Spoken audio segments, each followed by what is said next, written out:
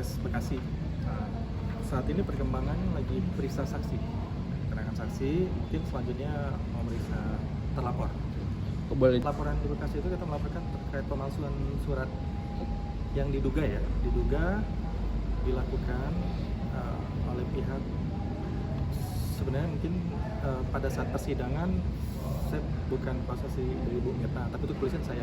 Mungkin Bu Mirna bisa menjelaskan di persidangan gimana? Iya, jadi pas Pak Odi mengajukan gugatan pembatalan pernikahan di PA Bekasi, nah di situ beliau menyerahkan bukti, tapi ini fotokopi buktinya, bukan asli. PH-nya menyerahkan bukti. Itu buktinya tentang saya dituduh membuat surat kematian palsu atau fiktif, yang dimana saya tidak merasa. Kedua, itu udah jelas di sini surat kematian palsu mantan istrinya. Jadi seakan-akan saya tuh biar menikah sama si Pak Odi, saya memasukkan surat kematian. Kalau Pak Odi sini duda cerai mati, padahal dia duda cerai hidup. Yang tadi saya kasih lihat kan akte cerainya. Nah, disitulah hakim bilang, nih Bu, buktinya, tapi ini fotokopi semua. Ibu bisa nggak cari aslinya? Oh siap Pak, siap yang mulia, saya bilang. Udah, saya datangilah pihak KUA Jati Sampurna. Di situ langsung ketemu kepalanya, langsung beliau memberikan bukti pencatatan pernikahan saya dulu. Nah, di situ ada aslinya ternyata, gitu loh. Ya di sini karena saya tidak merasa dan saya pengen secara legalitas, kan ada capnya dari Kelurahan Rawamangun. Saya datanglah ke Kelurahan Rawamangun dan saya juga bersurat meminta jawaban apa benar ini produk dari Kelurahan Rawamangun dan dicap dengan petinggi atau pejabat di sana, gitu kan. Ternyata dibalas, oh tidak, kami itu bukan produk kami dan ini tidak jelas, gitu loh. Dari nama aja sudah tidak sinkron, dari nama alamatnya Kayu Manis, terus meninggalnya 2006, terus apa hubungannya sama saya yang menikah 2008, gitu loh, kan udah jelas. Terus kedua, intinya bukan produknya Kelurahan Rawamangun lah ya. Akhirnya saya sudah di situ merasa ini berarti kan ada dugaan pemalsuan dokumen negara. Makanya saya berdiskusi dengan PH saya bilang gimana nih Bang, katanya. Terus oh yaudah kalau gitu kita laporan ke Polres Bekasi, karena kan memang tuh di PA Bekasi kan kondisinya. Udah kita laporan, diterima sama pihak SPKT karena ada buktinya jelas kan sama jawaban kelurahan itu. Udah, terus diproses. Sekarang prosesnya pemanggilan saksi dari pihak KUA sama PA Bekasi. Pasal 264 Bang. Berarti sampai segininya Pak Dan harta bersama. melihat Mas, karena selama pernikahan 17 tahun lebih loh, semua dokumentasi negara untuk anak, untuk rumah tangga semua beliau yang urus. Kita cuma terima beres sebagai istri. Sampai KTP saya pun alamatnya sama dengan KTP dia, tapi alamatnya bukan alamat rumah kami, alamat rumah orang tuanya, yang dimana saya setelah menikah dengan dia tidak pernah nginep satu malam pun, boro-boro tinggal di sana.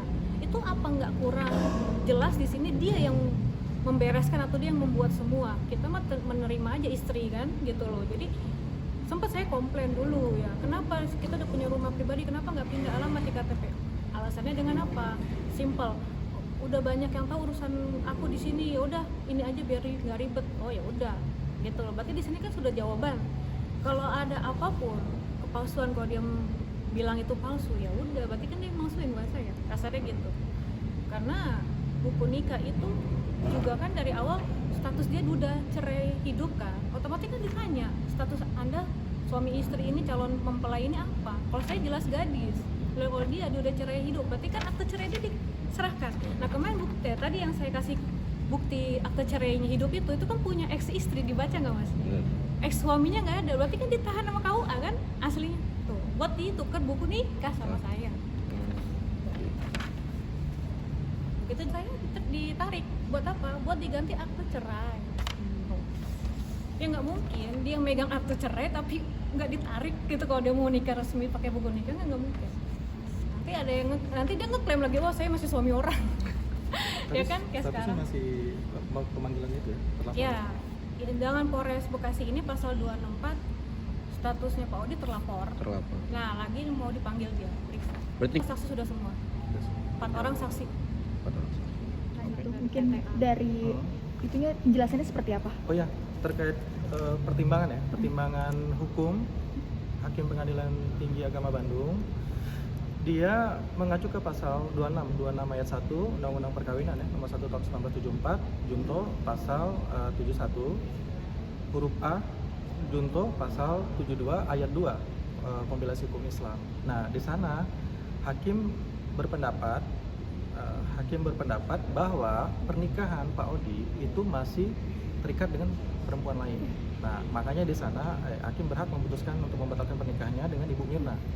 Nah, tapi kan secara fakta cerainya kan seperti kita lihat tadi ya, cerai kan tahun 2006 bulan Agustus tahun 2006. Terus Ibu Mirna sendiri menikah 6 Januari 2008. Ada space 2 tahun di sana. Jadi yang itu yang bikin kami curiga adanya dugaan keberpihakan hakim ya terhadap para pembanding. Itu mungkin itu saja. Bang, itu kan tadi putusan dari pengadilan tinggi. Nah, kalau yang dari pengadilan agama apa yang Yang di sempat PA ditolak Bekasi. itu? Ya, kalau pengadilan agama dia menjelaskan bahwa gugatan dari pemohon ya, dari penggugat sendiri ditolak karena Ibu Mirna sama Pak Odi sendiri tercatat pernikahannya secara negara dan tidak ada masalah. Ya, sebenarnya hakim pengadilan agama Bekasi cukup objektif ya kalau menurut saya, karena dilihat fakta dan bukti di persidangan ya. Fakta dan bukti memang Pak Odi sendiri bercerai tahun 2006, terus menikah sama Ibu Mirna pun 2008, ada space 2 tahun. Jadi tidak ada alasan buat hakim pengadilan agama Bekasi untuk mengabulkan gugatan tersebut, makanya ditolak.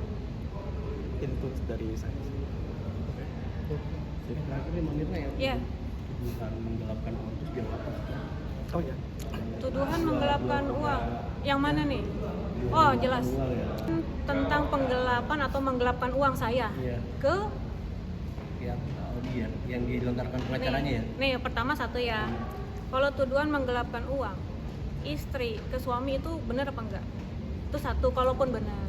Nah, ini nggak benar juga, nggak ada. 1 rupiah pun nggak ada, gitu loh. Kalaupun ada, mana buktinya?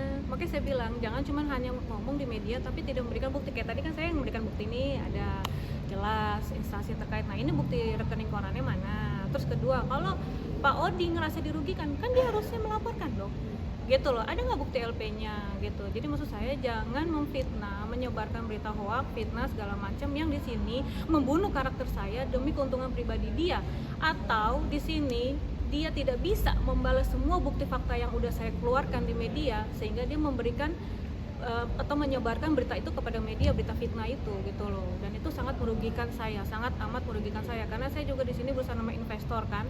Nah, investor sempat itu juga saya tahu setelah investor ketemu saya meeting, Bu, ini ada berita ini, bener nggak? Wih, saya di situ maaf, saya kan nggak pernah melihat berita, ya nggak pernah merhatiin. Wah, saya merasa dirugikan. Saya bilang, tidak Pak, tunggu. Kalau Bapak mau bukti, tunggu saya laporan ke Dewan Pers karena kan lewat media ya. Terus kedua, dari situ nanti kan saya melaporkan secara pribadi narasumber tersebut, memberikan statement. Berarti banyak kerugian juga ya atas tuduhan itu ya. Oh iya. Selain itu ada lagi tuh. Saya investor tuh masuk mau 10M hari gini kan. Nah, itu kan jadi rugi banget. Terus kedua, belum juga nama baik saya, harga diri saya, lebih ke harga diri juga. Karena selama saya menikah sama Pak Odi itu, saya di sini sama-sama bekerja, bukan saya enak-enak aja nerima uang. Terus kedua, saya juga di sini masih punya potensi juga, tanpa dia saya masih bisa tough gitu kan. Dan uang saya maaf bukan hanya mengandalkan dia kasarnya. Itu sangat rugi. Jadi bagi saya, bagi rugi sosial maupun harga diri pribadi seorang wanita. Kayak gitu. Istilahnya nggak ada. Justru Pak Odi itu maaf, dia minjem uang ke saya 10 tahun nggak dibayar, ya seperti itulah intinya. Jadi kan nggak mungkin saya masa ngomongin